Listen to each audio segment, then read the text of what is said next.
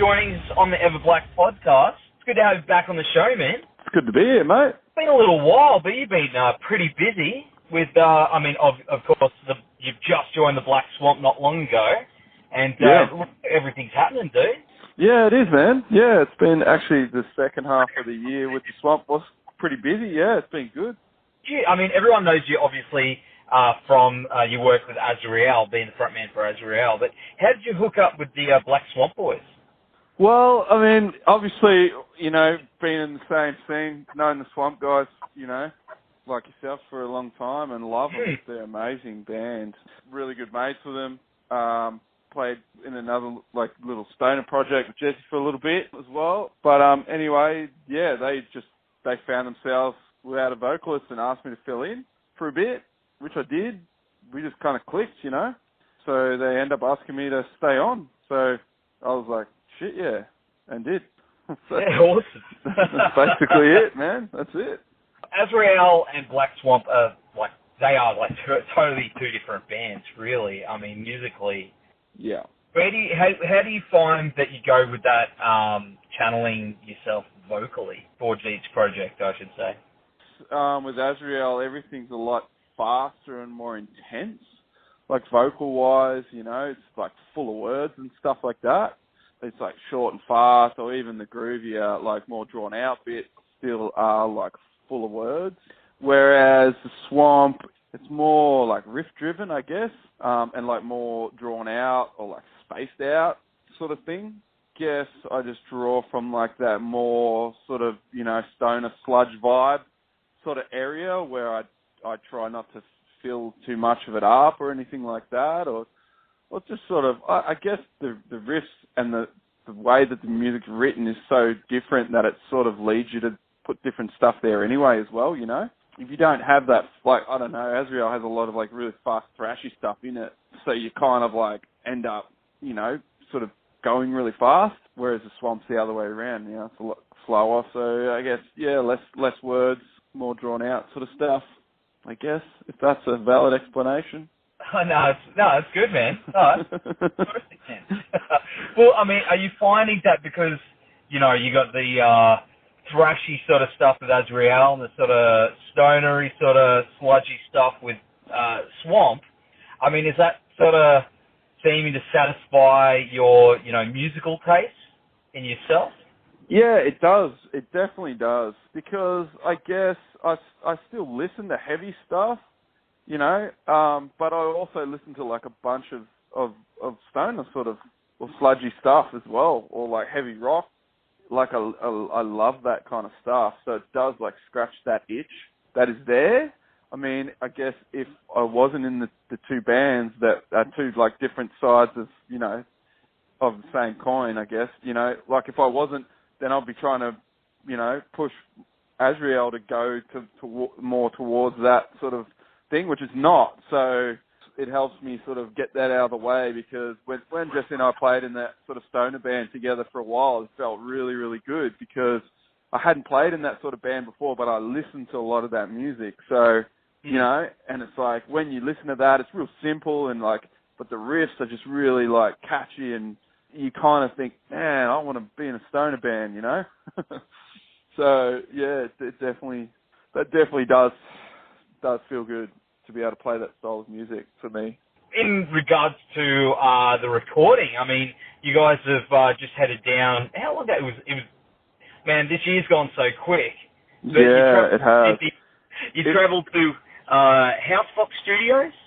Yeah, yep, in the Northern Beaches in Sydney. That was at the end of November, like early October, so right at the end of November. That was fantastic, man. It was with Ryan Miller from Black Reno, and basically the whole band, you know, was there to sort of greet us and stuff like that, and had us crashing at their houses. We spent, I think, about 3 days there, or about 2.5 days tracking, and it was amazing. He's built this studio, like, sort of, you know, with his own two hands, and it's just like a rehearsal area / studio, and it's just amazing. Like, he's really just done a bit of it up, like about half of it up, you know, with all this nice timber paneling and all sorts of things. It's like a beautiful place, and those dudes are like really cool guys. that are kind of in a similar sort of vein of music, I guess. But yeah, it was rad, man. That place is amazing. It was a really cool experience going down there. And it's called Witches. The EP is called Witches, and it's out February 1st. So, that's right. Is there a concept behind it? Where'd you get the title? What's driving that title? The title's actually Jesse's title. He's a big songwriter. Like, he's a really sort of major presence. To be honest, like, I came in and just changed a bunch of lyrics around.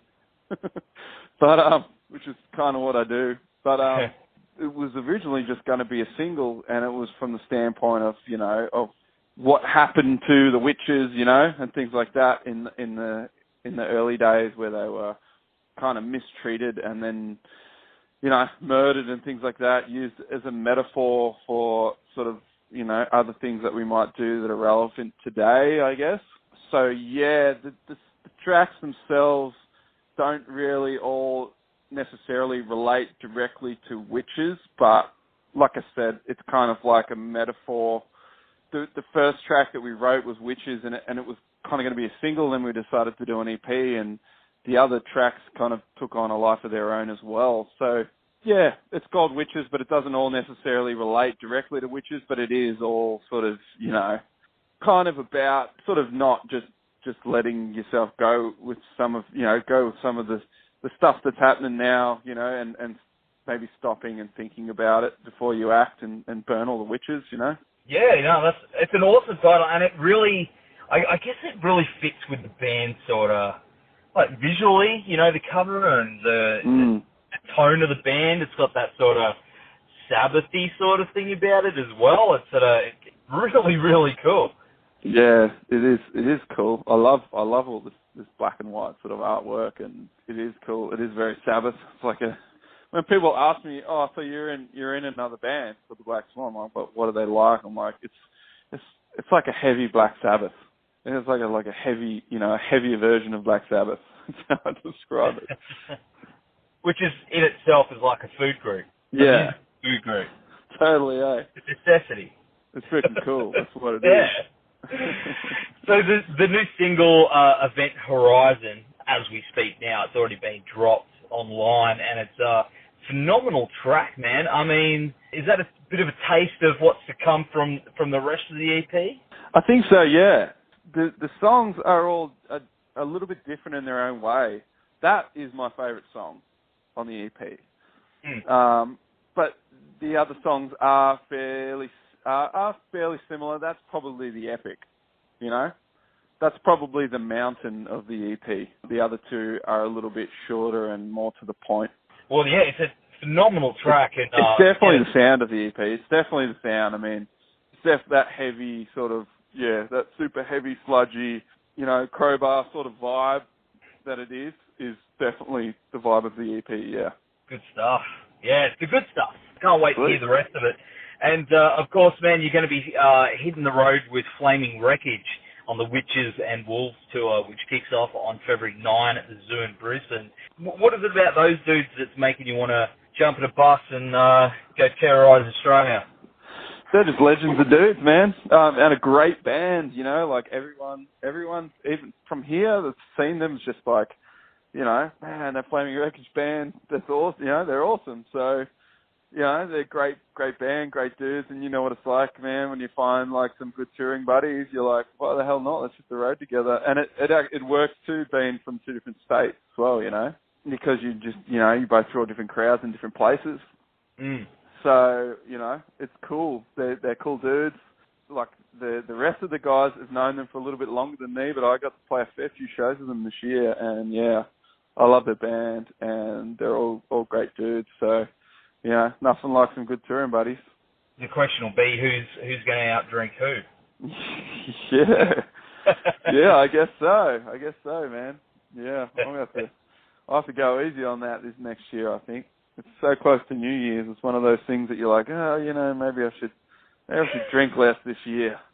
Maybe it'll only last to this day, though, Nev. It might be only today. It's New Year's Day, mate, Yeah. It's like, I'm going to join a gym and drink less. Then come the first gig, you're like, It's like, just, no more drinking. No, 3 days later. All right. Yeah.